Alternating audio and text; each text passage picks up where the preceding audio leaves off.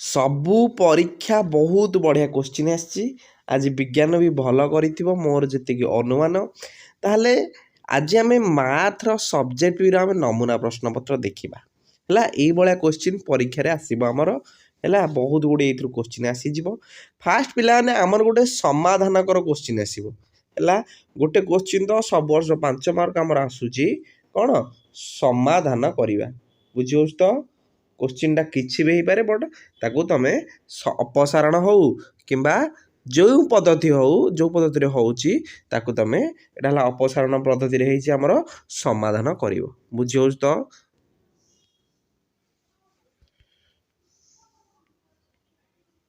पिला माने नेक्स्ट आमर कौन हम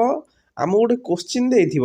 गोटे बीज अन्यटीर वर्ग हुए तेज दर्शा आम गोटे प्रूव करवा गोटे प्रमाण कर गोटे क्वेश्चन बुझेगा समाधान कर क्वेश्चन प्रैक्टिस कर अपसारण हरिया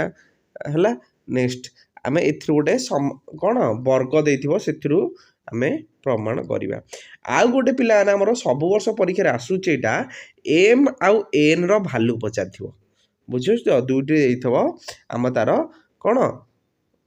मध्यम अनुसार आम भाल्यू बाहर करवा नेक्स्ट क्वेश्चन पिला माने एटा प्राय वर्ष आसूची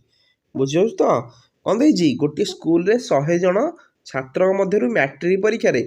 10 जन प्रथम श्रेणी रे 15 जन द्वितीय श्रेणी रे 50 जन तृतीय श्रेणी रे पास कले अवश्य छात्र फेल हेले विभिन्न श्रेणी रे पास करथिया छात्रकर संभाव्यता एवं फेल छात्रकर संभाव्यता तमे निर्णय कर हैला प्रोबेबिलिटी आ गोटे 5 मार्क क्वेश्चन आसीबो नेक्स्ट क्वेश्चन तुम आलजेब्रा बहुत बढ़िया कर व्यस्त ना है डर ना मन को शांत कर आ गए एक रेखीय पकेब जदि बिंदु त्रयटा एक रेखीय प्रमाण कर जे है बहुत 30-40 मार्क तुमको ये दे सारे है तापर उपपाद्य गोटे आसो आम जाचे बुझे तो उपपाद्य ग्यारंटी गोटे आसो सी नेक्स्ट आमर कौन आमर त्रिकोणमिति है त्रिकोणमिति सी गोटे क्वेश्चन लंग क्वेश्चन है ये देदेली 5/18 यहाँ पढ़े बहुत थर परीक्षा पड़ी बुझेगा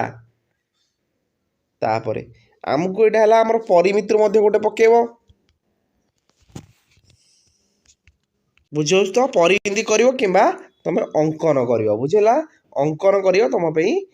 बहुत बढ़िया हम आ क्षेत्र अंकन प्रणाली बुझे तो अंकन टी तुम बढ़िया 5 ରୁ 5 मार्क पाइज सेठी बुझे तो बहुत प्राय यही टाइप क्वेश्चन तुमको परीक्षा सब वर्ष दौची एवं सब सिलेक्टिव क्वेश्चन बाजुची किछि बाहर आजीवन प्राय है प्राय बहुत बढ़िया स्कोर कर धन्यवाद पिला।